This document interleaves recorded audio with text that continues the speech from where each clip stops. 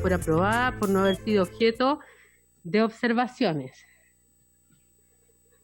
Se aprueba por unanimidad. El acta de la sesión 105 ordinaria se encuentra a disposición de los señores y señoras diputadas. Vamos a dar espacio para que el secretario dé lectura a la cuenta. Gracias, presidenta. Se han recibido los siguientes documentos. Un oficio de su excelencia el presidente de la República, mediante el cual se presenta la urgencia con carácter de simple para el despacho del proyecto de ley de origen en mensaje, que modifica diversos cuerpos legales para perfeccionar la legislación electoral y fortalecer la democracia. En segundo lugar, un proyecto de ley de origen en moción de los diputados señores Velázquez, don Esteban, Alinco, Ibáñez y Núñez, don Daniel, que modifica la ley orgánica constitucional de municipalidad, de votaciones populares y escrutinios para limitar la propaganda electoral en medios de prensa escrita y radioemisoras. En tercer lugar, un oficio del subsecretario de Desarrollo Regional y Administrativo, mediante el cual remite copia del decreto que individualiza, que traspasa recursos de la provisión Fondo Nacional de Desarrollo Regional para atender situaciones de emergencia, de acuerdo a lo establecido en la glosa número 2 del programa 5 de la Ley de Presupuesto del Sector Público para el año 2020 del Ministerio del Interior. En cuarto lugar, un oficio del subsecretario de Desarrollo Regional y Administrativo, en respuesta a una solicitud de esta comisión, en orden a informar respecto al estado de avance del proceso de licitación del estudio de factibilidad económica para la eventual división de la región de Valparaíso, con el propósito de crear la región de Aconcagua. En quinto lugar, un correo electrónico de la Asociación de Municipalidades de Chile, AMUCH, por el cual hacen llegar las excusas del presidente de su directorio, el señor Rodrigo Vergara, por su inasistencia a la presente sesión debido a compromisos adquiridos con anterioridad, pero enviarían las observaciones al proyecto de ley que está en tabla. Y finalmente, presidenta, hace unos minutos me llegó por WhatsApp el siguiente oficio del subsecretario.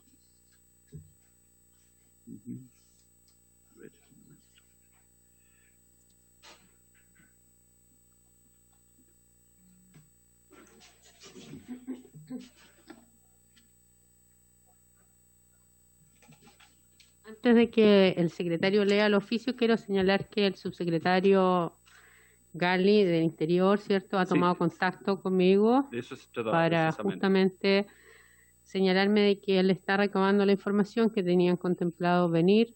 Iba a venir otro subsecretario de la cartera Interior, pero que tuvieron un problema. Sin perjuicio de eso, él ha remitido algo de información que el secretario va a dar cuenta y que se encontraba recabando otro tipo de información de parte de las intendencias, de los gobiernos regionales. Entonces va a ser un adelanto, un anticipo de esta información, y sí se comprometió para remitir y venir personalmente, si no es él, enviar a alguien responsable de lo que ha sido el programa de Alimentos para Chile a través de la entrega de cajas de alimentos para las familias más vulnerables a través de esta comisión la próxima sesión. Así que vamos a dar tiempo ahora para que el secretario, ya debe haber encontrado el documento, lo pueda leer. Presidenta, es un oficio de don Juan Eduardo Vega, jefe de gabinete del subsecretario del Interior, y dice lo siguiente: esta subsecretaría ha recibido invitación de la Comisión de Gobierno Interior, Nacional, Ciudadanía y Regionalización de la Cámara de Diputados para asistir a la sesión que realizará el día de hoy, el martes 9 de junio, en la que se abordará la forma en que el gobierno ha tratado la distribución de cajas de alimentos para las familias más afectadas por la crisis sanitaria que afecta al país. Sobre el particular, presenta usted que el subsecretario del Interior no podrá asistir por compromisos adquiridos con anterioridad a recibir esta invitación. Sin perjuicio de lo anterior, hacemos presente que nos encontramos preparando la respuesta al oficio número 312, que es de fecha 27 de mayo pasado, a través del cual la comisión le formuló una serie de un cuestionario sobre el tema de la distribución de canastas de alimentos. Eso es, presidente. Entonces se tomaría el acuerdo de invitar al... Sí, yo creo que es necesario, no he podido revisar porque salimos de la sesión, pero creo que en atención a lo que veníamos solicitando la información, a instructivos que también yo oficié a la Contraloría pidiendo y entendiendo que habrían algunos instructivos, también quiero sumar esa solicitud en esa línea, ya incorporar cuando venga, ya que hemos esperado varias sesiones, esta información que se puedan hacer cargo de los instructivos que están emanando desde el mismo Ministerio del Interior para entregar estos tipos de ayudas económicas en el ser alimenticio a las familias. Acordado entonces para la sesión del próximo martes. Ofrezco la palabra sobre la cuenta. Señores diputados, diputadas, Catalina Pérez, don Andrés Molina, Marcela Hernando, Bernardo Berger, Karin Luc y también nuestro diputado que nos acompaña presencialmente acá de manera presencial en Valparaíso. Les saludamos a cada uno de ustedes. No hay puntos varios, ofrecemos puntos varios. Diputada Catalina Pérez. El oficio que leí, Juan Eduardo Vega. Gracias, presidenta. Saludos para quienes están allá. Quería pedir en puntos varios la posibilidad para, en particular, oficiar al gobierno regional de Antofagasta para conocer la situación en la cual se encuentran las personas en situación de calle. Más allá del tema de las residencias sanitarias, algunos gobiernos regionales han estado llevando a cabo iniciativas de refugio regionales para personas en situación de calle con el fin de evitar, evidentemente, que estén a la intemperie, expuestos al contagio. Y sería muy importante para mí saber si el gobierno regional de Antofagasta se ha planteado esta posibilidad. Entonces me gustaría, presidenta, saber si podemos oficiar para conocer de esta situación.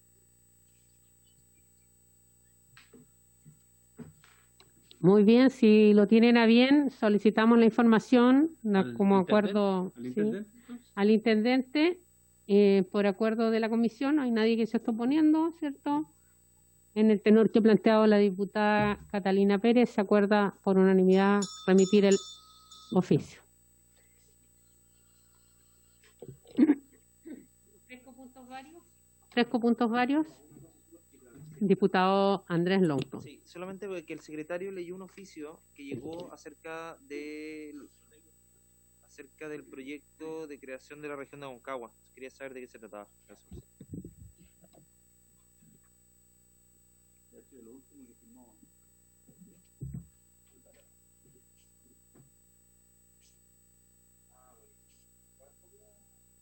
Está en la nube.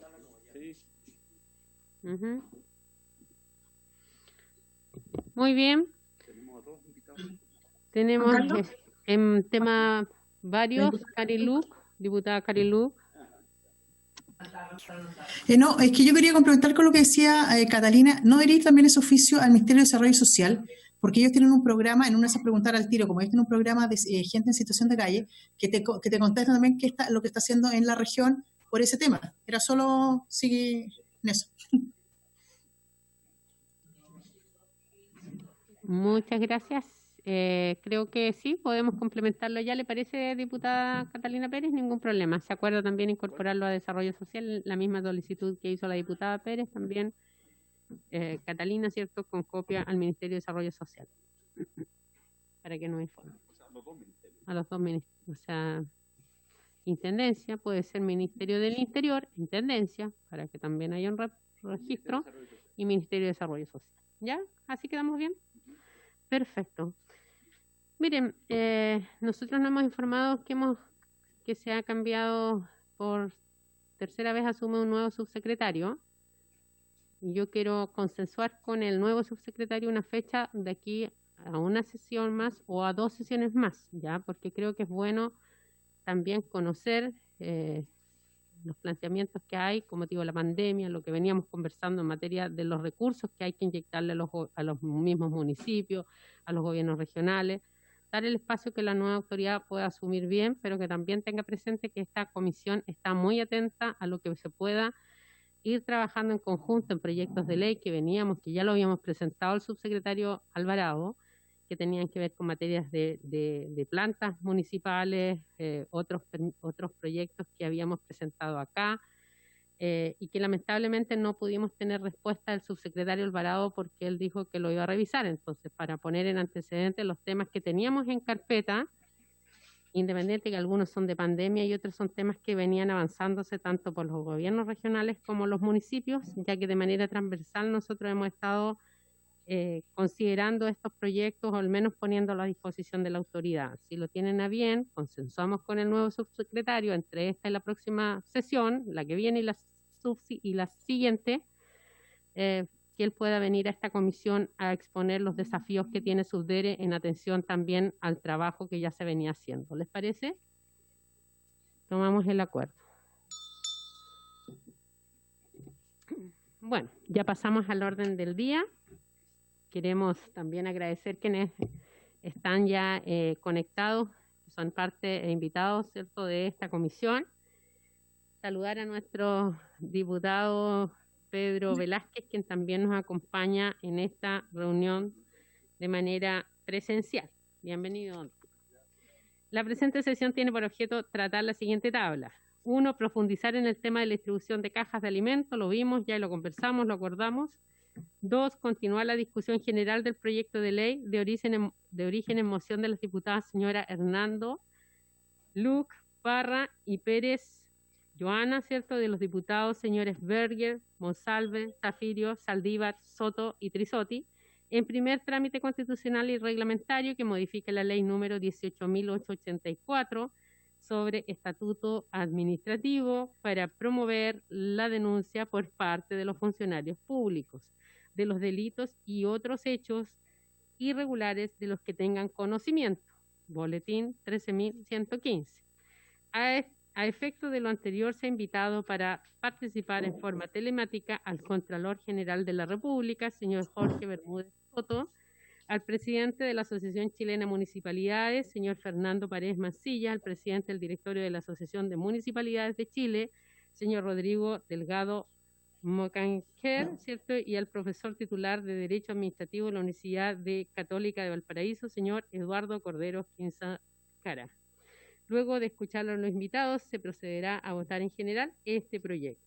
Ya, así como lo hemos dicho, queremos también que el secretario nos confirme quién está para que pueda ya ceder la palabra a ellos. Presidente, como puede apreciarse en la pantalla, está ya presente don Jorge Bermúdez con dos funcionarias de la Contraloría, doña Catalina Venegas y doña Pamela Puquero.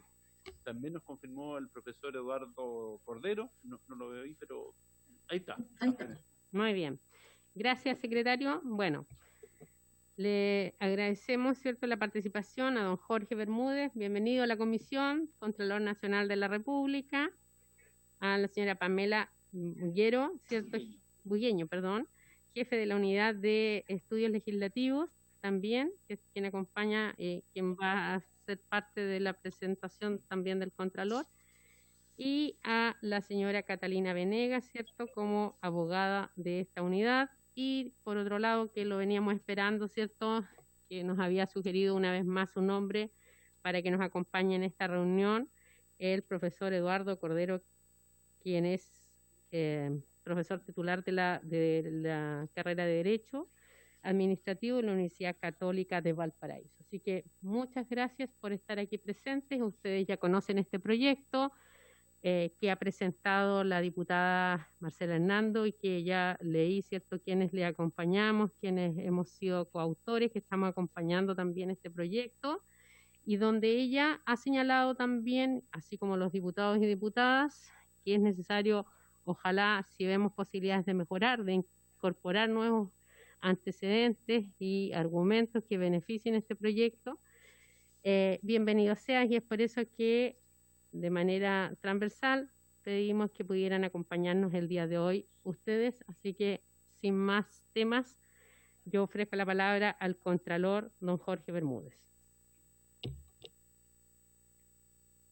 Gracias, Presidenta. Muy buenas tardes a usted, Presidenta, y por su intermedio aprovecho de saludar a todos los diputados y diputadas que están hoy día en la comisión. También aprovecho de saludar a mi colega Eduardo Cordero, que también está ahí, que va a ilustrar seguramente esta sesión con su conocimiento. Para poder hacer referencia al proyecto, Presidenta, si me permite, voy a exponer a través de una presentación que espero compartir. Y, por favor, si me pueden hacer una seña si es que lo están viendo cuando ya se está compartiendo. No sé si se logra ver ahí. Sí, ahí se ve muy bien. Muchas gracias. Ya veo que la diputada Luque me está diciendo que sí. Bueno, esta presentación a la Comisión de Gobierno voy a dividirla en 3 partes a propósito de este proyecto. En primer lugar, quiero hacer una referencia de contexto. En segundo lugar, quiero hacer algunos comentarios y, si se permite, unas breves sugerencias al mismo. Y luego quiero terminar con algunas ideas generales o algunas reflexiones, por así decirlo, respecto de esta materia. Respecto del contexto, habría que hacer una breve referencia tanto a lo que ocurre a nivel internacional como a nivel nacional. Cuando estamos hablando en realidad de protección de denunciantes, estamos hablando de lo que se denomina la protección del whistleblower o protección de denunciantes, que sería la traducción. Y para eso uno debería poner en contexto lo que ocurre con el combate a la corrupción en Chile y en el mundo. Hace poquito, esta semana, apareció este índice, que es un índice bastante relevante, que es de combate a la corrupción de este año, donde ahí aparece Chile en el segundo lugar de América Latina, todavía después de Uruguay, pero siempre cada vez más lejos de Uruguay, y también perdiendo puntuación, porque de un total de 10, de 1 a 10 es la puntuación. El año pasado teníamos un 6.66 y este año tenemos un 6.57. Y en la importancia de este índice está dado en que analiza una serie de factores, como son los que aparecen allí: la capacidad legal que tiene nuestro sistema, la fortaleza de la democracia y de sus instituciones políticas, y el rol de la sociedad civil y de los medios. Si bien en la mayoría de esos instrumentos estamos por sobre el promedio, la verdad que el promedio es un promedio general, por lo tanto tampoco deberíamos medirnos conforme al promedio, sino que comparativamente con otros países que están sobre nosotros. Y si uno también hace referencia al otro índice que habitualmente se utiliza en estos casos, que es el índice de transparencia internacional, que es el índice de percepción de la corrupción, allí vemos cómo, desgraciadamente, desde hace un buen tiempo ya hemos ido perdiendo lugares y también hemos ido perdiendo puntaje. En algún momento en el año 2012 estuvimos en el lugar 20 y luego ya sistemáticamente hemos ido perdiendo lugares en los índices de percepción de la corrupción. La percepción, como ustedes se pueden imaginar, es muy difícil de poder medir. Entonces, por eso se habla de percepción, cómo se ve los hechos que afectan a la integridad pública desde la perspectiva de los actores, y por lo tanto es simplemente un índice de aquellos hechos que puedan haber sido percibidos como corruptos. Pero en realidad es solo una percepción, y como ya he dicho en otras ocasiones, en realidad la corrupción es un fenómeno que va mutando y la percepción que uno tiene de la misma va cambiando también en el tiempo y en el espacio.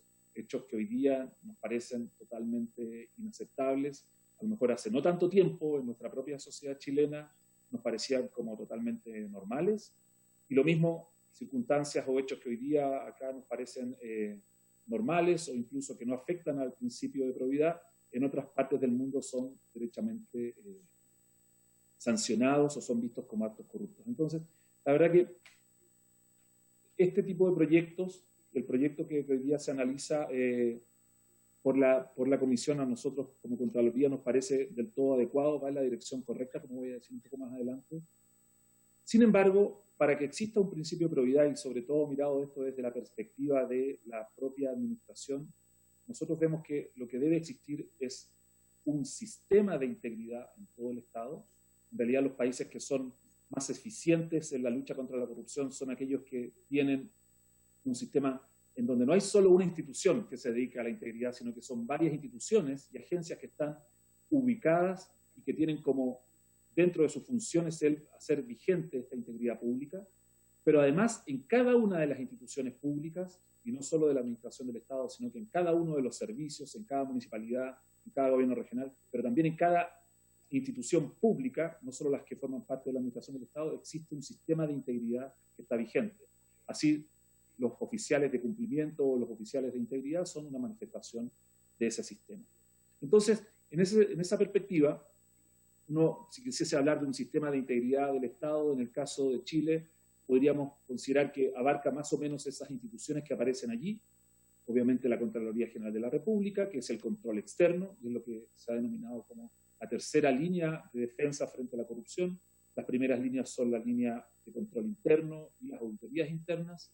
Pero también hay otras instituciones que tienen mucho que ver con esto. Obviamente el Consejo para la Transparencia, como aparece allí, que se refiere al control de la vigencia de las normas de acceso a la información pública y de transparencia. El mejor antídoto contra la corrupción es la transparencia.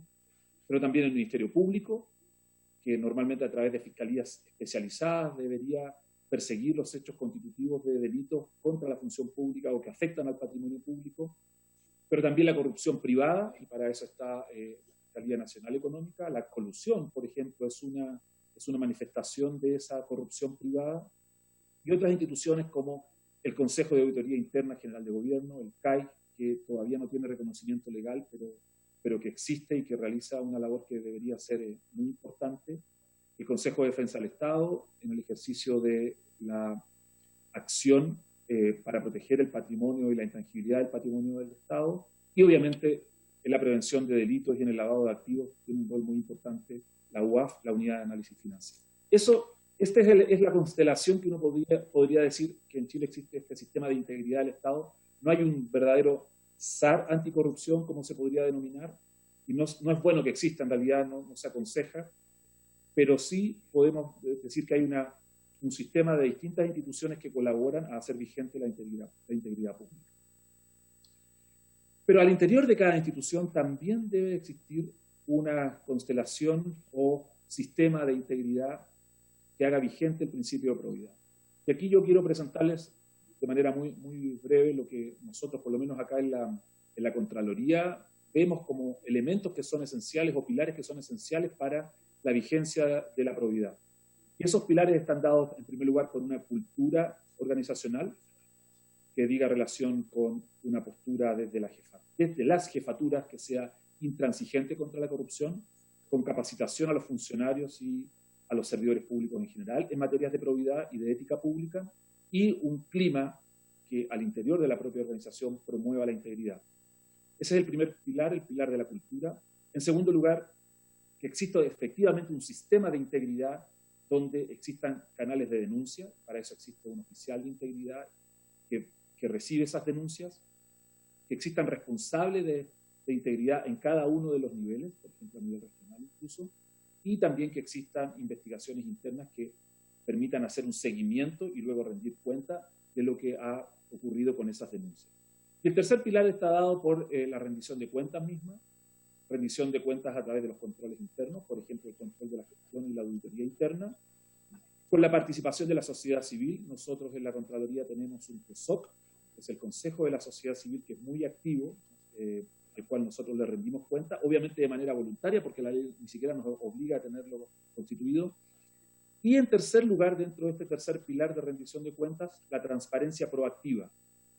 La ley 20.285 lo que establece es un mínimo de transparencia que están obligados los servicios públicos y el Estado en general a publicar. En la Contraloría nosotros hemos ido un poco más allá y es lo que se denomina la transparencia proactiva, permite a los ciudadanos conocer muchas cosas que hoy día solo puede acceder a ellas si lo hace ejerciendo su derecho. En cambio nosotros las tenemos publicadas. Por ejemplo, los viajes del Contralor. ¿Cuánto cuestan los viajes del Contralor? ¿Cuántos son los viáticos que se pagan? ¿Cuánto se paga cuánto se pagaba de horas extraordinarias en la Contraloría? Digo pagaba porque este año suspendimos el pago, obviamente, por la situación económica que tienen las finanzas públicas. Y así sucesivamente. O el estado de avance de utilización del presupuesto, con quién se contrata, y así sucesivamente. Todo eso está en un portal que denominamos transparencia proactiva y que, como decía, va más allá de la obligación meramente legal. Eso entonces es el contexto. La verdad que un sistema de integridad es un sistema que está siempre en construcción, que tiene este aspecto externo, que son los órganos de la administración que forman parte de que hacen vivo este principio de integridad pública, pero al interior de cada organización debe existir un sistema de integridad y que debe estar, obviamente, basado, entre otros, como se trata de hacer en el proyecto de ley, a través de sistemas o canales de denuncia internos que tengan algún destino. Yendo derechamente al proyecto de ley que modifica el estatuto administrativo, a nosotros como Contraloría nos gustaría hacer, y con mucho ánimo constructivo, nos gustaría hacer algunos comentarios.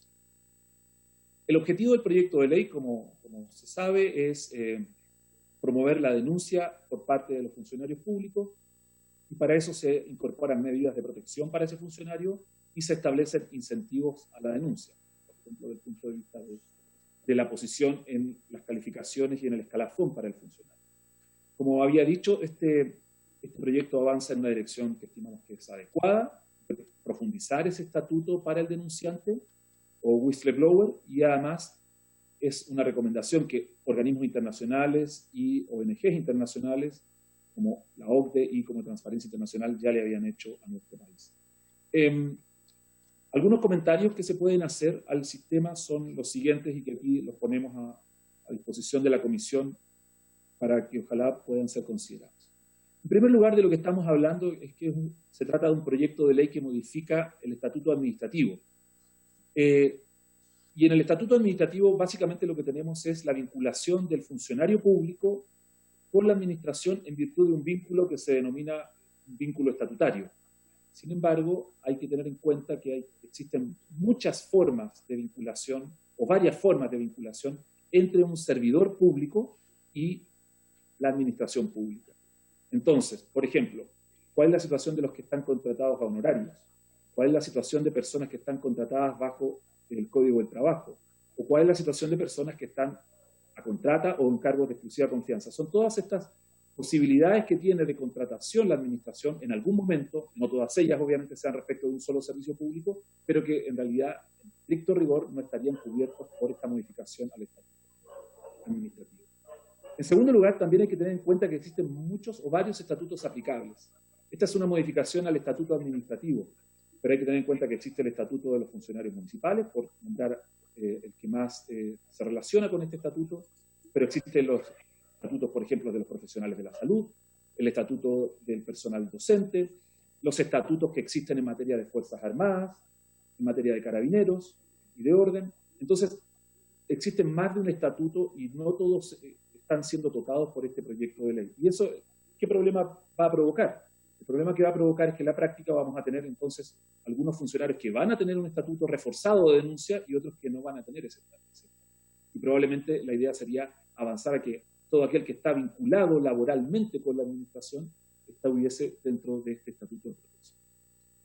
En segundo lugar, se establece el deber de proteger la identidad del denunciante, lo cual evidentemente que es deseable en este caso. Sin embargo, el sistema debe proteger la identidad, mas no debería ser un sistema de denuncia anónima, porque eso muchas veces, y eso lo hemos visto con las denuncias que recibimos de la ciudadanía, en la Contraloría muchas veces eso se presta para exceso de denuncia y para que no exista responsabilidad respecto de esa denuncia. En un sistema de denuncia nosotros también creemos que la denuncia debe cumplir con ciertos requisitos. Y esos requisitos implican que esa denuncia debe ser fundada, debe entregar antecedentes de hecho que permitan iniciar la investigación, o si esos antecedentes no es posible de tenerlos o de contar con ellos, porque muchas veces ese funcionario solo tiene conocimiento del hecho, pero no de sus antecedentes, debería existir una cláusula que permitiese que de manera plausible se estime que esos hechos pueden constituir situaciones de corrupción. Presentada la denuncia, debería darse lugar a la articulación de un sistema. Nosotros pensamos que esto debería operar más o menos así, considerándolo ya dicho antes como notas de contexto. En primer lugar, debería existir en cada servicio público, y cada servicio público tiene el tamaño suficiente como para que esto ocurra, debería existir, digo, en cada uno de estos servicios públicos un oficial de integridad. Es decir, alguien que sea capaz de canalizar y recibir esa denuncia. Y sobre todo para poder analizar la plausibilidad de la misma. Y luego, esa denuncia debería dar lugar, si es que es plausible, a que se inicie el procedimiento sumarial o de investigación al interior del servicio y eventualmente a que lo haga ese procedimiento la propia Contraloría. Sin embargo, no podría, creemos nosotros, ser en todos los casos la Contraloría, sino que solo en aquellos casos en que se estime que hay una falta grave al principio de probidad. En ese sentido, resulta importante también que el proyecto pueda aclarar bien cuáles son los roles que existen acá, si es un sumario interno o es la Contraloría o actúan coordinadamente, y también cómo se interviene acá frente a la relación con la Administración de Justicia, es decir, con la denuncia al Ministerio Público o a los tribunales de justicia, si es que eso fuera el caso. Además, un estatuto al denunciante debería otorgar una cierta protección al mismo, tal como se pretende en el proyecto, pero nosotros pensamos que debería quedar claramente establecido, en primer lugar, que se mantenga la reserva de su identidad, que no sea calificado ni ser trasladado, y este segundo punto, que se refiere a la calificación y al traslado, son dos elementos que ya están hoy día en el estatuto administrativo, por lo tanto, la protección al denunciante no podría ir a proteger menos que lo que ya existe hoy. Debería haber una prohibición de represalias y establecer sanciones para quienes ejerzan estas represalias, por ejemplo, y además debe aclararse qué ocurre con la vinculación temporal de ese funcionario. En principio, si es una vinculación temporal, esta no podría implicar, la denuncia no podría implicar la extensión de la permanencia en el servicio por parte de ese funcionario. Porque ustedes pueden imaginarse lo que ocurriría. Una persona que está contratada, por ejemplo, solo por un determinado lapso de tiempo. En el ámbito de la salud esto ocurre muchísimo. En situación normal, y hoy día con mayor razón, en que mucho personal de salud es contratado por meses, por 3 meses, por 6 meses, por 9 meses, hasta un año. Entonces, esa vinculación temporal, si se supeditase la mantención de la vinculación a la denuncia, haría que, obviamente, se incentivase denuncias que no tienen fundamento. Por lo tanto, en principio pensamos que la vinculación temporal no podría implicar una extensión de la permanencia en el servicio, salvo que existiera una expectativa o la confianza legítima de que va a ser renovado en ese cargo. Ahora, esta denuncia debe dar lugar a un procedimiento claro de denuncia. Esta denuncia debe dar lugar a un procedimiento que se canaliza a través de estas vías de denuncia que existen en cada servicio, respecto a las cuales después hay que dar cuenta. Y además, habría que clarificar qué ocurre con ese procedimiento, porque en algunos casos se ha discutido cuál es la autoridad competente para poder conocer o llevar adelante ese procedimiento. Lo que aparecen ahí son dictámenes donde se ha discutido cuál era la autoridad competente, si era la superior del servicio u otra autoridad la que debía llevar adelante ese procedimiento. Entonces, eso también debería ser probablemente abordado en el proyecto, porque muchas veces, o no muchas veces, pero en alguna ocasión puede ser el denunciado precisamente el jefe del servicio, es decir, quien debe disponer el inicio de esa investigación. Y luego, bueno, como decía, debe haber un seguimiento a las denuncias recibidas, es decir, debe haber un informe, debe haber un reporte, una rendición de cuentas de cuándo se recibió, qué se hizo con esa denuncia, si se dio lugar o no a un procedimiento y qué resultado tuvo ese procedimiento.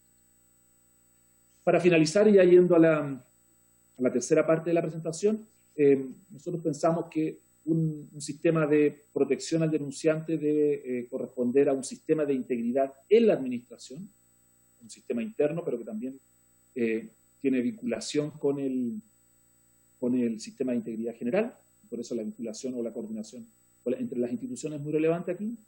Este sistema debe basarse en un estándar mínimo de protección al denunciante, un estándar mínimo como el que se acaba de exponer, y se propone acá que se tenga a la vista la regulación más moderna que existe. Acaba de salir una directiva de la Unión Europea el año pasado, en octubre, a fines de octubre, que es la 2019/1937, que se refiere a un estatuto de protección de los denunciantes.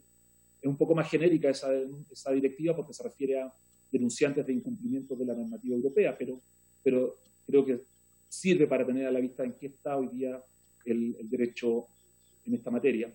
Pero acá, y este último punto a mí me parece bien relevante también de tener en cuenta, y se lo puedo decir, creo, con alguna experiencia desde la Contraloría. Nos sacamos mucho con avanzar en un estatuto del denunciante si en general no modernizamos la legislación administrativa. La legislación administrativa general es muy antigua en nuestro país. Y con eso quiero decir, si no se moderniza la carrera funcionaria, con estabilidad en el empleo, y con calificaciones reales de los funcionarios públicos, con procedimientos administrativos modernos. La ley de procedimiento administrativo es una ley del año 2003 que ya cuando se dictó estaba atrasada desde el punto de vista de qué tan moderna era esa legislación, y con procedimientos de compras públicas. La ley de compras públicas también es del año 2003 y hoy día lo estamos viendo como Contraloría, plantea muchas dificultades en su aplicación y está muy desfasada en muchos aspectos, partiendo por la decisión misma de la contratación. Eso es cuanto puedo informar por el momento, y muchas gracias por habernos invitado como Contraloría, y quedo obviamente a disposición de sus consultas cuando tienen conveniente. Muchas gracias, Contralor, por su exposición, por los argumentos, por el aporte que hace la Comisión de Gobierno Interior de esta Cámara. No sé cómo está de tiempo, señor Contralor, porque ¿sí? Quisiéramos ofrecer un espacio para algunas preguntas, sí, no hay problema, y después porque podríamos escuchar las 3 exposiciones, pero no sé cómo está de tiempo. Tengo previsto una hora. Queda una exposición más. ¿Ya? Vamos a dar la palabra y luego vamos a proceder a las preguntas. ¿Les parece? ¿Ya? Sí, perfecto. Bueno, ahora entonces tenemos la intervención de don Eduardo Cordero. Bienvenido. A ver, un segundo. Muy bien. ¿Se me escucha ahí, cierto? Sí, bueno, en primer lugar, señores diputadas y diputados, a los colegas también que están participando, especialmente al señor Contralor General de la República, colega también de la universidad. La verdad es que la exposición del señor Contralor me ahorra bastante la explicación, porque justamente iba a tratar mi exposición en varios de los puntos que él ha señalado. Así que la verdad es que yo tengo, si se me permite, un punteo más que una presentación bastante breve que voy acá a compartir para colocar un poco las ideas que quiero transmitir en esta exposición. A ver, tal como se ha señalado, nosotros hemos presentado un notable avance en temas de probidad, tanto en sentido negativo como en sentido positivo. Me refiero, cuando digo en sentido negativo, por episodios de corrupción que han empujado nuestra legislación durante los últimos 20 años. Esto partió en el caso de Chile, especialmente en 1994, cuando se creó la Comisión de Ética Pública y llevó a varias reformas. No me voy a referir en detalle respecto de ellas porque son bastante conocidas, pero la primera fue la gran reforma que se hizo en el año 1999, a propósito justamente de la Ley de Probidad, que incorporó un capítulo bien importante en el título 3º de la Ley de Bases Generales de la Administración del Estado, que luego creo que va a servir para tratar bastante el tema de la explicación del régimen jurídico y de las propuestas que se van a hacer en este proyecto.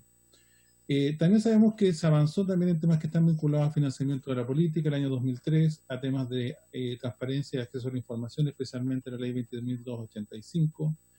En este contexto, también en el año 2007, y está vinculado justamente con este proyecto, hay una ley que es muy importante, la ley 20.205 del año 2007, que protege al funcionario denunciante. De hecho, el tronco central de esta iniciativa o de este proyecto va al artículo 90A del Estatuto Administrativo, que fue introducido por esa ley, repito, la ley 20.205 del año 2007, que es interesante también echar un vistazo que se discutió, cuál fue la iniciativa que se hizo en ese momento, porque significó un enorme avance para proteger justamente las denuncias que hacían los funcionarios y evitar algún tipo de represalia a través de los instrumentos que puede tener un jefe de servicio. Y bueno, también tenemos la ley del lobby y también la ley 20.880 sobre probidad de la función pública del año 2016. Repito, creo, y no voy a insistir ya demasiado porque creo que la exposición del señor Contralor ha sido bastante sólida y clara en este punto. El elemento central que uno siempre expone en materia de probidad es que, independiente de las modificaciones, medidas represivas que uno puede implementar o casi transformar al Estado en un estado de control y policía sobre el funcionario, tenemos que entender a lo que se denomina a un cambio cultural que está vinculado al valor de la honestidad. Y por eso el concepto de probidad en nuestro ordenamiento es bastante amplio, en el sentido de que se considera que toda persona tiene que tener un desempeño honesto y leal de la función o cargo, haciendo primar, sobre todo un funcionario público, el interés general sobre el interés particular. Dicho esto, repito, creo que existe consenso en cuanto al régimen y normatividad aplicable. ¿Dónde van mis observaciones? Porque creo que también no quiero tampoco quitarle tiempo al señor Contralor, porque entiendo que también es limitado y creo que los puntos van a haber coincidencia.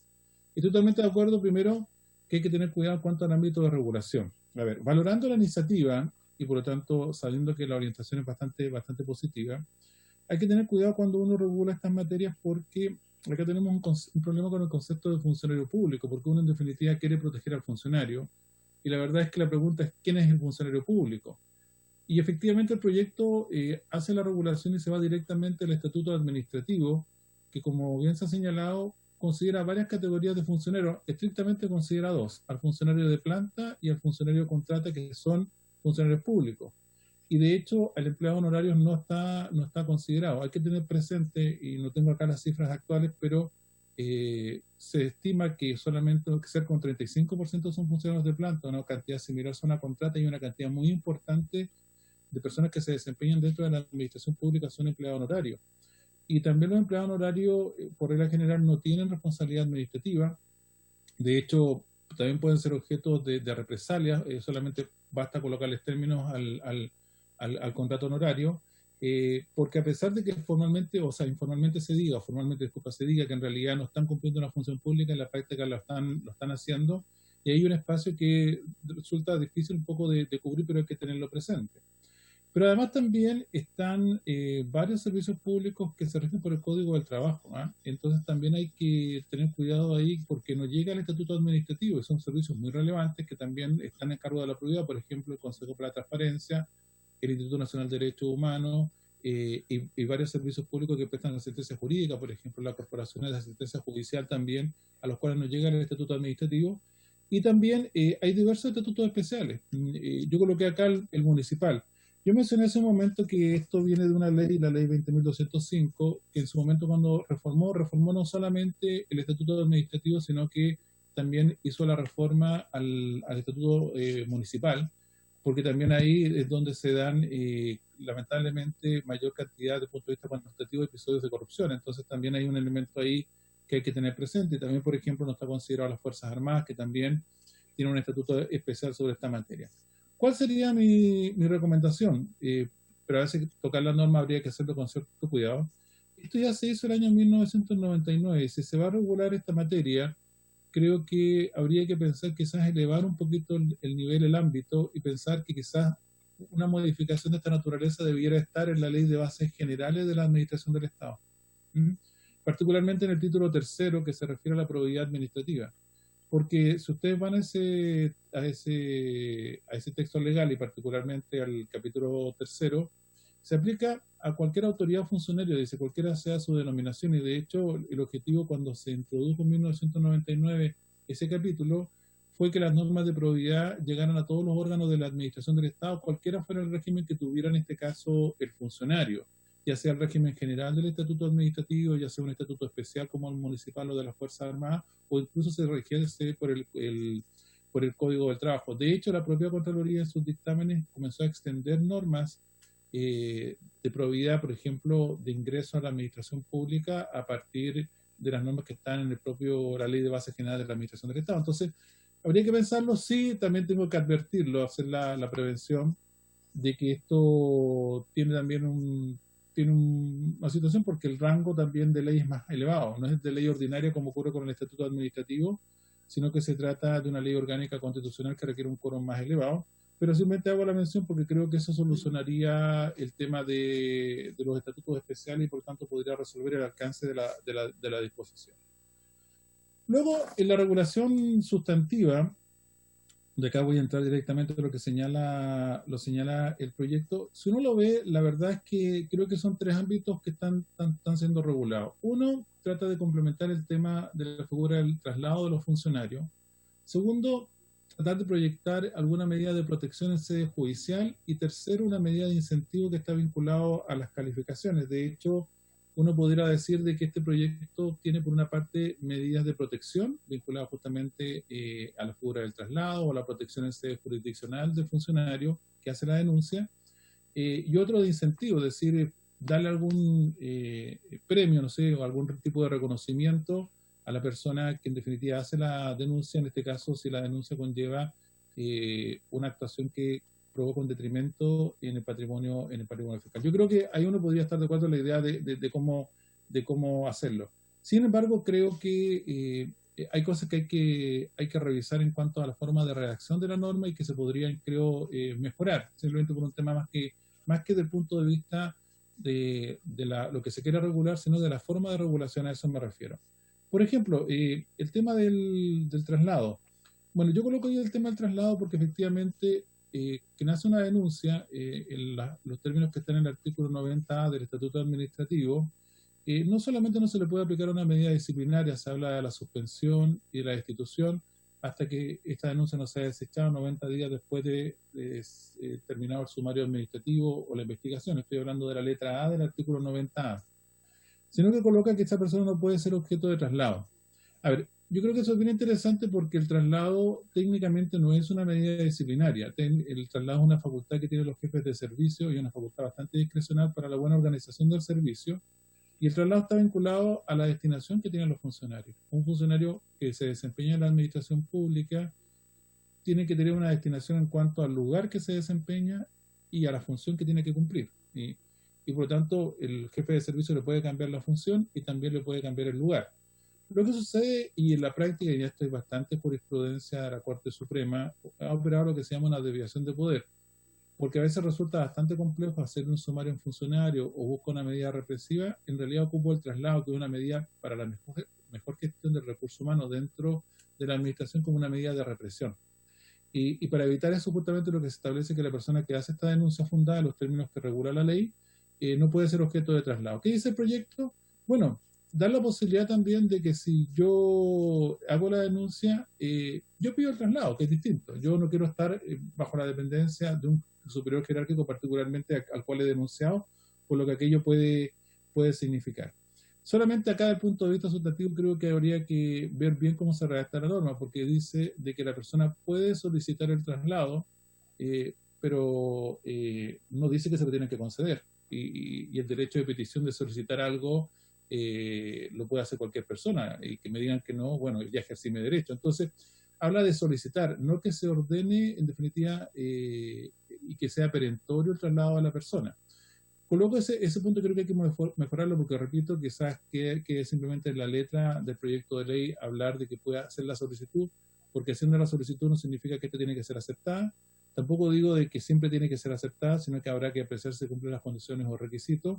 Pero también coloco ahí no solamente si es respecto al jefe superior del servicio, sino que también depende muchas veces de la disponibilidad que tenga el servicio de poder dar lugar a esa petición de manera fundada o buscar algún mecanismo para evitar que se produzca esta suerte de el denunciado sea su jefe de servicio y exista la posibilidad de algún tipo de, podríamos decir, reacción respecto de él en relación al funcionario. Entonces, creo que esa regulación debiera ser revisada y mejorada en su redacción. Luego, al artículo 90AB, disculpen que lo diga así, pero está así la ley, el artículo 90A que fue introducido el año 2007, tiene un A que se refiere a las medidas disciplinarias que no se pueden aplicar, un B que se refiere al traslado. Se le incorpora después que estas medidas las puede adoptar la autoridad judicial. En un procedimiento se entiende de carácter judicial. La verdad es que yo les invito ahí a que revisen bien la norma y creo que la norma está como descontextualizada porque habla del trabajador que puede pedirle justamente a la autoridad judicial que con una medida de protección suspenda al propio trabajador de sus labores, sobre todo si va a recibir algún tipo de amenaza, algún tipo de medida represiva de parte del jefe de servicio. ¿Y por qué les digo? Porque primero, nosotros tratamos de evitar de hablar de trabajador, porque, y esto también lo ha establecido la jurisprudencia constante de Contraloría, sin perjuicio de la discusión que puede haber a veces en sede doctrinaria, de que no estamos hablando estrictamente de trabajadores acá, estamos hablando de funcionarios. Entonces uno tendría que ya cambiar un poco la denominación o la expresión que se está utilizando ahí, que es el funcionario y no el trabajador. Segundo, y bueno, y aprovechando que está el señor Contralor acá, yo me preguntaría si es necesario plantear esta regulación vinculada al juez, porque creo que aparece descontextualizada y en general el mecanismo creo que más idóneo acá es lo que está regulado en el artículo 160 del Estatuto Administrativo, que se conoce como el contencioso del funcionario. Cualquier funcionario que considere que sus derechos han sido afectados tiene un plazo de 10 días para recurrir a la Contraloría General de la República. Y por lo tanto, la Contraloría es la que conoce y puede adoptar medidas, y lo que ha demostrado la tradición y la experiencia es que es un mecanismo bastante eficaz de protección del funcionario en ese régimen y colocarlo dentro del contexto propio del Estatuto Administrativo. Y sería ahí donde uno podría pensar o reflexionar de que la propia Contraloría, apreciando los antecedentes, podría justamente ordenar que la persona se suspenda o adoptar alguna medida. Y sobre todo pienso en la Contraloría, porque repito, el régimen del contencioso del funcionario regulado en el artículo 160 ha dado lugar a una larga jurisprudencia y a medidas de protección bastante avanzadas, desde figuras como el acoso laboral, el acoso sexual, incluso en materia de trabajo y lógicamente de protección del denunciante. Entonces, ya la verdad es que mi propuesta sería quizás modificar esa disposición, colocarla de acuerdo al tenor y al léxico que se utiliza dentro del estatuto, utilizando la palabra el lugar de trabajador funcionario, y quizás pensar más en el artículo 160 del contencioso del funcionario que pensar en la autoridad judicial. Respecto del incentivo que hay, es decir, si una persona realiza una denuncia, se dice si esto afecta o los hechos dicen relación con la afectación del detrimento del patrimonio fiscal, y dice que hay un incentivo en el sentido de que la persona inmediatamente tiene que quedar en lista 1 de distinción, y si está en lista 1 de distinción, tiene que quedar en el primer lugar del escalafón para ser promovido. Yo la verdad es que tomaría un poco de aire ahí y respiraría. Creo que eso puede ser, eso claramente puede afectar el régimen de calificación, y creo que va a ser una norma difícil de aplicar, básicamente porque el detrimento del patrimonio fiscal en el contexto de la propuesta tiene que establecerse en una investigación penal. Por lo tanto, si se hace la denuncia, por ejemplo, este año, si eventualmente se hace una investigación, se sigue adelante y que lleguemos a una condena penal, va a tardar bastante tiempo. Entonces eso no va a producir un efecto inmediato, podríamos decir, dentro del mismo periodo de calificación. Quizá va a esperar a futuro, y quizá el funcionario ya fue objeto de algún tipo de medida represiva o algún tipo de actitud que lo perjudicó por hecho de haber hecho la denuncia. Y seguramente después la discusión lo que se va a dar es ¿afectó o no afectó el patrimonio fiscal? Porque la sentencia después penal, en este caso el tribunal penal no tiene por qué decirlo. O sea, uno tendrá que ver el caso en particular, el caso en concreto. Yo lo que propongo ahí es que es mejor comprender mejor el régimen de calificaciones, y lo que se puede hacer es darle una anotación de mérito en el factor correspondiente que mejore sus calificaciones. Y eso opera en el mismo año, por lo tanto quizás sea una mejor alternativa. Pero también uno tiene que buscar un justo equilibrio, porque acá también se ha mencionado, porque a veces puede ocurrir que efectivamente uno se encuentre que la utilización de este mecanismo, la verdad es que muchas veces cuando uno crea un incentivo, a veces puede generar un efecto inverso, de que se hagan denuncias sin fundamento, con el único objeto de obtener en este caso una mejor calificación.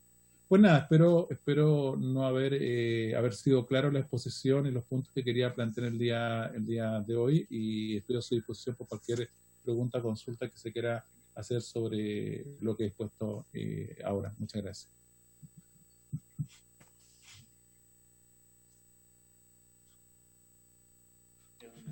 Muy bien. Muchas gracias por la exposición, don Eduardo. Vamos a dar la palabra a las diputadas y diputados que nos han solicitado para que nos compartan ustedes su apreciación respecto al proyecto y a lo que han señalado. Tiene la palabra la diputada Marcela Hernando. Muchas gracias, presidenta, por su intermedio. Saludar tanto al Contralor como al señor Cordero y agradecerle sus dos presentaciones.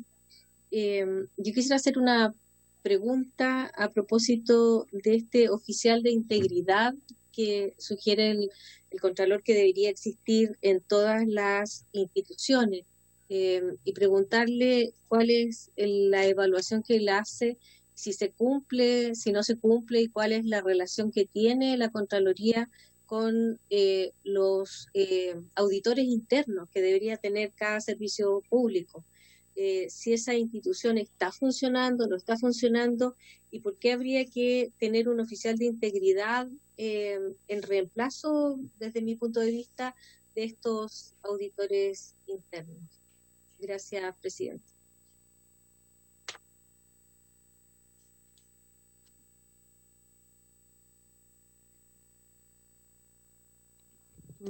Presidente, ¿de la palabra?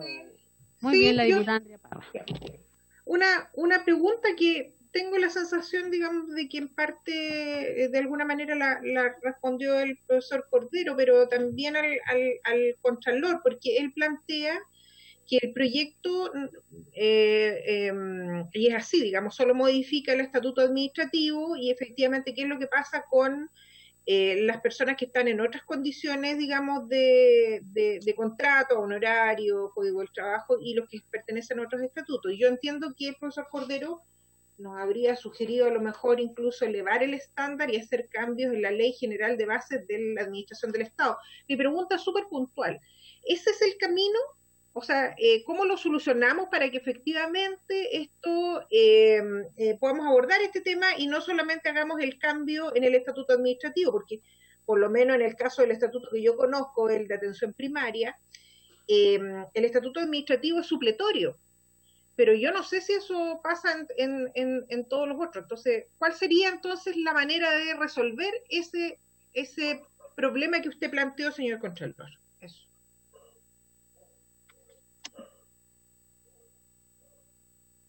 Gracias, presidenta.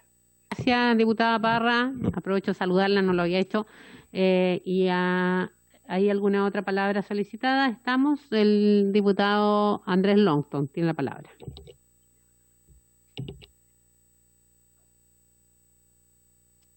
Ahí está. Gracias, presidenta. Bueno, agradecerle a ambos expositores. Aprovecho de saludarlos, que además fueron profesores míos, así que no por eso estoy de acuerdo en todo lo que dijeron, pero en gran parte. Pero algunas preguntas puntuales. Yo estoy de acuerdo, a ver, a mí me preocupa más que nada el último inciso, concordando que quizás, como decía la diputada Parra, que recién preguntó, quizás sería bueno incorporarlo a la ley de base, porque ahí incorporaría los estatutos especiales y en el fondo no dejaríamos afuera a determinados funcionarios públicos. Pero resulta que la última parte, y concordándolo con lo que decía el profesor Cordero, me preocupa porque en el fondo podría generar un incentivo también perverso, en el sentido de incrementar las denuncias, muchas de ellas fundadas, pero otras también no fundadas. Por lo tanto, la delimitación de esa norma es lo que a mí me preocupa. La pregunta es, ¿cómo podríamos, una alternativa era la anotación de mérito, pero esa anotación de mérito me imagino que tiene que ir, porque esto es muy distinto a la delación compensada en el caso de colusión. Esta anotación de mérito debería ir acompañada de una denuncia fundada, pero ¿cómo en definitiva llegamos a la conclusión de que esa denuncia es fundada? Es decir, en base al resultado que se pueda tener de la investigación, eso es una cosa. Y lo otro punto es también respecto a al tema de la segunda norma, que es donde se habla del trabajador, que claro, debería ser funcionario público. La problemática respecto al juez, el profesor Cordero lo señalaba, sería más fácil quizás remitirse al 160 del estatuto, porque claro, ¿qué juez competente? ¿Cuál sería el juez en este caso? ¿Por qué hechos? Porque acá se hablan de hechos que son constitutivos de delito y otros que no son constitutivos de delito. Entonces, ¿cuáles serían las dificultades de someter esto a un juez y no dejarlo dentro del procedimiento administrativo, en este caso entregado a la Contraloría? Y por último, la primera parte de la norma que ya la aclararon, que respecto a que en el fondo el derecho a petición se puede hacer, pero eso no te asegura que en definitiva el superior jerárquico te va a entregar, o sea, te va a trasladar necesariamente porque uno lo solicite. Además ahí creo que, no sé si los profesores me pueden ayudar, existiría o faltaría en fondo determinar cuál es la autoridad, porque podría ser el superior jerárquico el que efectivamente esté iniciando o contra quién se inicia un proceso administrativo. Y por otro lado, lo último, que la diputada Hernando lo señaló, que es la figura que el Contralor señala del oficial de integridad. A mí, me parece una muy buena idea, pero ¿cómo el oficial de integridad, porque me imagino que sería una persona distinta, independiente y anexa al ente público, porque siempre está el riesgo constante de que la persona que investiga es una persona dependiente del determinado servicio, por lo tanto, esa persona depende de ese superior jerárquico, y a veces existe una relación de confianza, además de dependencia, obviamente, que hacen que esa investigación tenga un determinado rumbo ya más o menos determinado, producto de que hay un cierto sesgo a veces de la autoridad a la hora de poder sancionar o iniciar una investigación contra alguien. Entonces, ¿cuál sería la diferencia con este auditor que señalaba el diputado Hernando que existe hoy día? Eso, gracias, presidente. Gracias. Bueno, ya no se han pedido más palabras, así que con eso le entregamos las intervenciones para que se puedan pronunciar don Jorge Bermúdez o don Eduardo Cordero. Don Jorge Bermúdez. Ya, gracias, presidenta. ¿Me escucha, verdad? Muy bien. Ya, gracias. Voy a ir en el mismo orden entonces en que se formularon las preguntas. Bueno, yo voy a relatar primero respecto del oficial de integridad y cómo lo tenemos organizado nosotros acá en la Contraloría. Tal vez es un ejemplo de cómo podría ser. Nosotros nos basamos en experiencia internacional para adoptar esta buena práctica. Claro, como organismo autónomo nos resulta un poquito más fácil que al resto de la administración del Estado adoptar este tipo de medidas. Es una medida que adopté yo. Otro contralor o contralora podría determinar que no existe un oficial de integridad y eso también sería una decisión legal. Esta es una decisión de gestión, no estoy obligado legalmente a hacerlo en primer lugar. Pero un oficial de integridad básicamente lo que hace es una persona que realiza dos funciones básicamente. En primer lugar, lleva adelante y hace efectiva una política de integridad al interior de la institución. O sea, eso presupone que haya una política de integridad y esa política de integridad debe ser puesta en práctica por parte de ese oficial de integridad a través de distintas iniciativas y para eso obviamente tiene que haber una decisión desde la cabeza de la institución de apoyo a esa política de integridad y de apoyar también las actividades y los compromisos que supone realizar adelante esa política de integridad. Por ejemplo, una declaración jurada de un fiscalizador respecto de inexistencia de conflictos de intereses es parte de esa política de integridad. O la obligación de abstenerse, que es una obligación legal, pero que se extiende incluso más allá de los casos que están establecidos en la ley para evitar cualquier tipo de conflicto, de nuevo puede ser parte de esa política. Eso es, por un lado, la promoción. Pero por otro lado, el oficial de integridad lo que hace es recibir denuncias internas y, en este caso, las pone a disposición de un consejo de integridad quien hace una sugerencia de actuación. En algunos casos esa sugerencia va a ser, oiga, esto no es un tema de probidad, es un tema de gestión, muchas veces puede ocurrir eso. En otros casos puede ser efectivamente un problema de integridad y por lo tanto dar lugar a la sugerencia de que se inicie un procedimiento de investigación, es decir, un procedimiento disciplinario. Y eso sí es una decisión del jefe de servicio. Ahora, efectivamente, y como bien destacaba el diputado Longton, ese oficial de integridad sigue siendo un subordinado del jefe de servicio, ¿ya? Porque estamos hablando de que efectivamente hay una actitud que es intransigente por parte de las jefaturas del servicio frente a hechos que pueden afectar la probidad, ¿ya?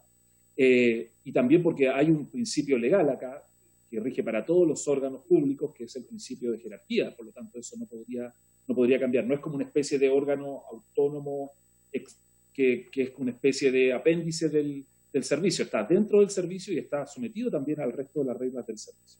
Ahora, respecto a la pregunta de la diputada Hernando, si esto sustituye a la auditoría interna o no.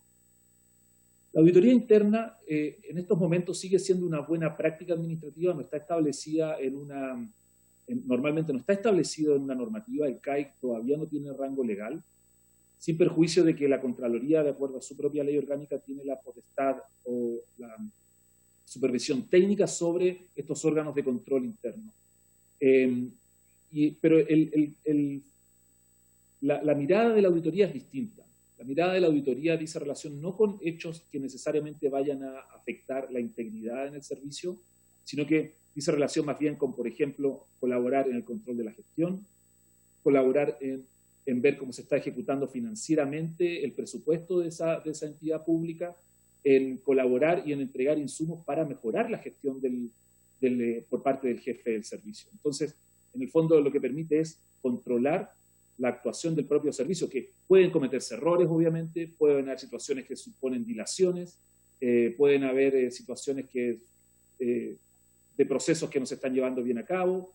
De todo eso puede dar cuenta la auditoría, pero no necesariamente eso dice relación con un problema de integridad o de falta a la probidad dentro del servicio. Por lo tanto, son dos instituciones o dos órganos dentro de la institución que son perfectamente compatibles. Nosotros como Contraloría incentivamos y apoyamos decididamente que exista una auditoría interna en cada servicio público y que exista con fuerza y que exista con una dotación adecuada y que sea permanente. Hoy día, desgraciadamente, y con eso voy también completando la pregunta que hacía la diputada Hernando, nosotros lo que vemos hoy día es que en muchos sectores existe efectivamente el auditor, existe, por ejemplo, el auditor ministerial, pero es el auditor ministerial y solo él. Y por lo tanto, en sectores muy relevantes no existe una orgánica o un cuerpo de auditores internos que permita llevar adelante esa función que es muy relevante. Hay que tener en cuenta que la Contraloría es el control externo, es un control que cuando se trata de auditoría es a posteriori, y es un control que no necesariamente va a conocer tan bien al servicio como lo podría conocer el propio auditor interno. Por lo tanto, esas limitaciones también hay que tenerlas en cuenta al momento de, ojalá tomar alguna vez la decisión de que exista efectivamente esa auditoría interna. Eso. Desde el punto de vista del rango de la ley, que es lo que preguntaba la diputada Andrea Parra, yo coincido totalmente con lo que dice el profesor Cordero.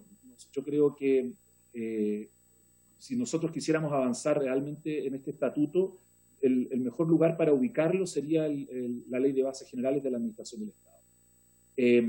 Pero claro, eso puede que plantee otras dificultades desde el punto de vista legislativo, ¿no? Que son desde el punto de vista del quórum, ya es una ley orgánica constitucional. No sé si ahí puede haber un problema o no con la iniciativa desde el punto de vista de esa modificación legal. También habría que ver cómo esto juega con otras modificaciones que se están haciendo en un sentido similar. Dentro de la agenda antiabusos hay una regulación que también que se va a empezar a trabajar. Entiendo que hoy día se presentó un proyecto de ley por parte del Ministerio de Justicia que toca algún aspecto de esta materia, pero también lo que se está hoy día discutiendo respecto de Fuerzas Armadas. En materia de Fuerzas Armadas también se está discutiendo un estatuto del denunciante que, por la naturaleza misma que tienen las Fuerzas Armadas, son jerarquizadas, no deliberantes, donde está el concepto de mando, que existe obviamente en las instituciones de las Fuerzas Armadas, probablemente debería existir una regulación especial desde el punto de vista del estatuto del denunciante. Y finalmente, respecto de los comentarios que hacía el diputado Lontón, que debo decir que también era muy buen alumno, así es que son muy adecuados, son coherentes con del recuerdo que tengo de él.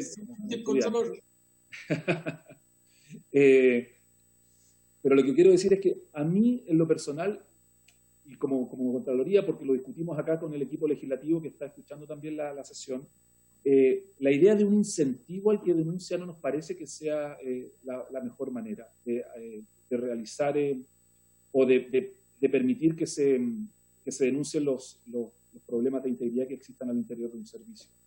Probablemente eso puede incentivar denuncias que sean o generar una expectativa a partir de la denuncia que no sea realmente la que corresponde, porque aquí de lo que estamos hablando es de velar por el interés público. Y ese funcionario, en principio cualquier funcionario debería tener, a lo mejor suena un poco idealista, pero debería tener como norte de su trabajo ese interés público por delante. Entonces, establecer un sistema de incentivos a mí no me parece que sea la mejor manera de premiar a ese funcionario. Yo creo que la mejor forma de premiarlo es darle un estatuto de protección.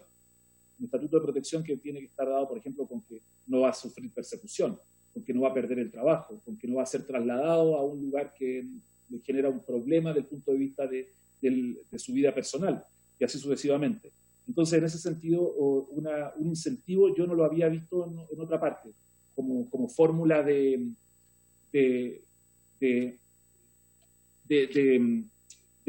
beneficiar o de hacer de alguna manera que se denuncien estos hechos. Los estatutos de delación compensada normalmente están establecidos respecto del funcionario, perdón, de la persona que forma parte de ese ilícito. O sea, en materia de colusión, por ejemplo, la delación compensada opera respecto de aquel que está coludido también.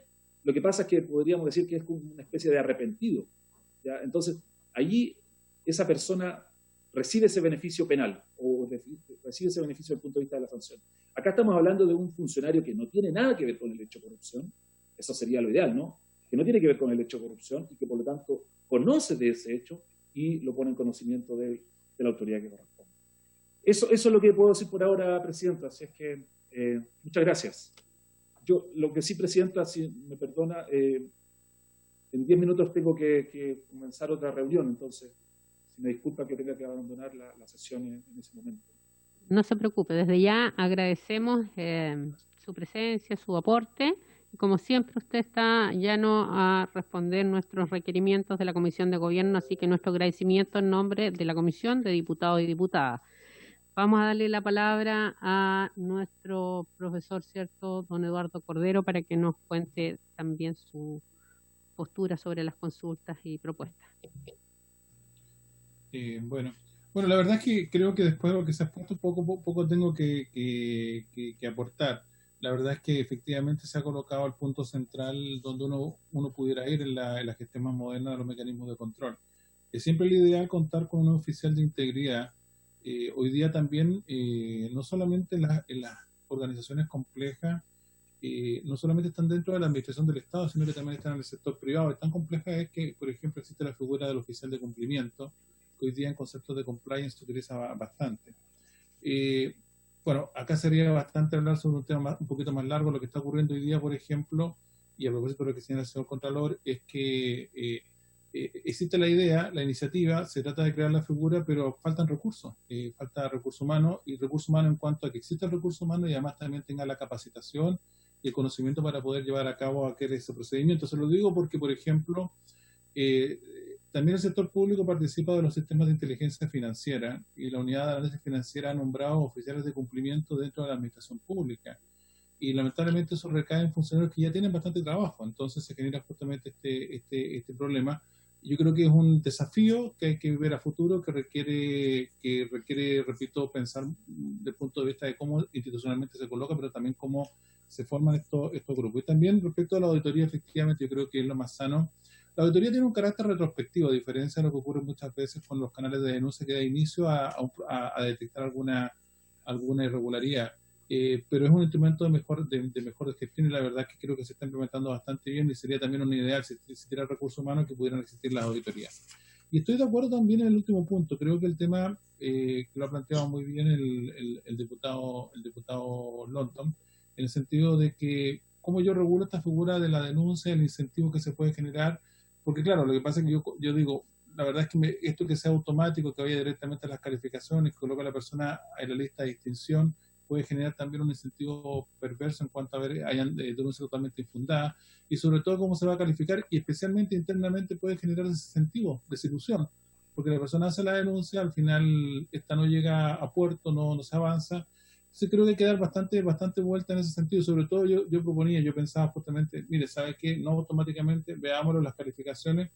De hecho, la modificación original lo que hace es que esa persona no pueda ser objeto de precalificación, porque lamentablemente, para bien o para mal, la administración tiene el principio de jerarquía, y el jerarca es el que primero hace la calificación. Y por lo tanto, bueno, ahí justamente, a propósito de lo que señala el diputado Longton, tiene razón, claro, y lo coloca en la notación de mérito también el jefe de servicio, y a veces uno se encuentra con ese tipo de situaciones. Por lo tanto, también ya un poquito ahí a la reflexión de ver bien si opera bien el incentivo, y solamente terminar señalando que creo que hemos tenido en régimen de funcionarios y mecanismos de control una institucionalidad muy fuerte de mano de la Contraloría. Y llamo nuevamente a echar un vistazo al artículo 160 del Estatuto Administrativo y el contencioso del funcionario, porque creo que ahí yo creo que el funcionario denunciante que se puede haber afectado puede encontrar buen cobijo y resguardo frente a medidas represivas que se puedan adoptar por una autoridad denunciada. Eso sería, señora Presidenta. Muy bien. Gracias. don Eduardo Cordero, muchas gracias por la exposición. Yo creo que ya se han dado respuestas y hoy día ya no nos queda más que ir a lo que señala la tabla, que es votar la idea de legislar sobre la materia. Así que vamos, señor secretario, a proceder a este... Sí. Muy bien, entonces en votación general del proyecto de ley contenido en boletín 13.115. ¿No se escucha? Sí. Sí. En votación general, entonces. Don Bernardo Berger. A favor. Señora Daniela Sicardini. Estaba hace un momento. ¿Ya? Ahí está. Sí, ¿Ya? diputada Daniela Sicardini. Estamos votando el proyecto de... Votación en general, diputada.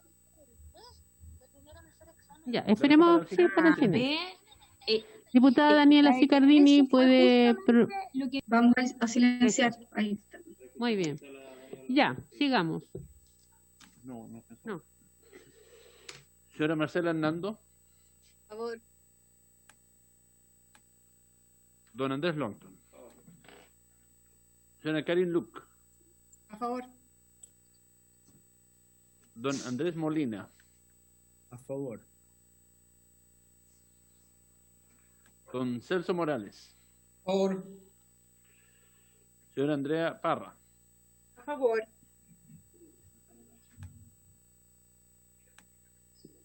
Guarda relación con unidades matrices, sí. Señora Catalina Pérez. A favor. Tengo que cambiar la ley. Perdón. Don Raúl Saldívar. ¿Dónde está? Don Renzo Trisotti.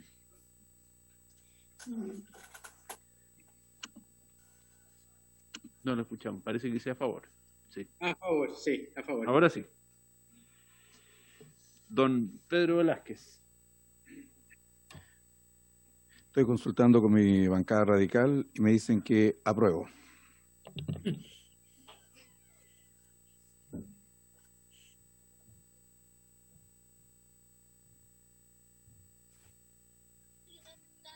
A favor, señor secretario. Señora Daniela.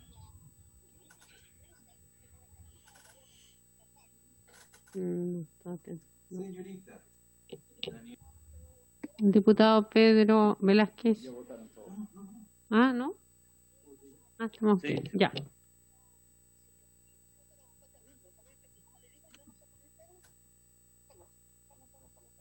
No, y al igual que también, por ejemplo,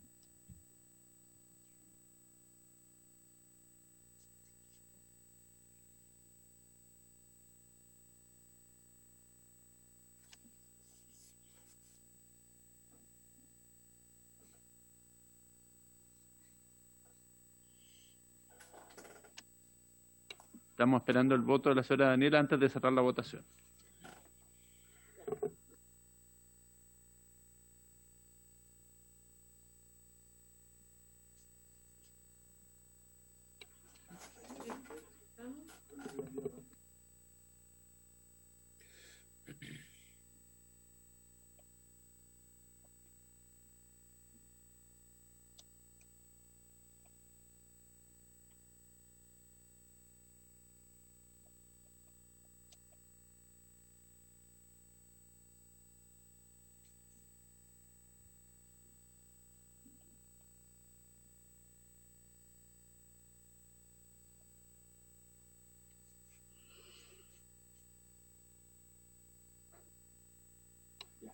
¿Cerrada la votación? Sí. Declara cerrada la votación.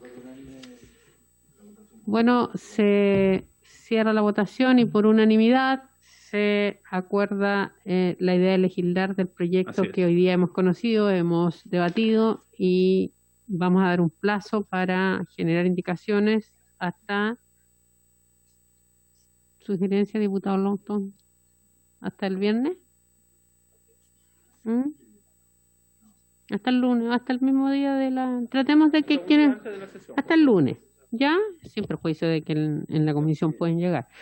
Por favor. Bueno, hemos votado el proyecto y tomamos el acuerdo de dejar como plazo para ingresar indicaciones para el día lunes de la próxima semana, ¿ya? Sí. Yo creo que hasta un horario de oficina, hasta las 6 de la tarde, ¿ya? Para que el secretario pueda traer las indicaciones comparado al día martes.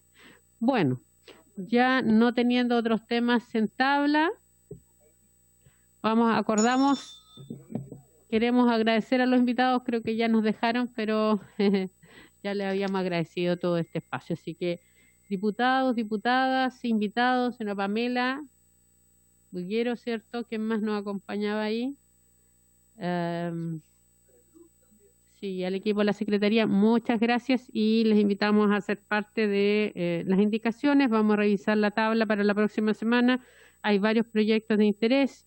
Yo les sugiero que nos pongamos en contacto a través de nuestros sistemas de plataforma de la comisión para revisar en conjunto la tabla. Sí, señor secretario.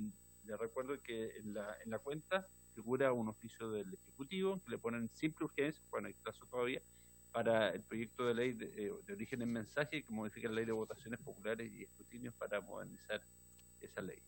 Tenemos un proyecto en esa misma línea, así que vamos a traer ambos para que también consideremos y valoremos el trabajo que han hecho nuestros propios parlamentarios de la comisión, que nos han estado pidiendo inclusive que pongamos ese proyecto en tabla, pero producto de la crisis social.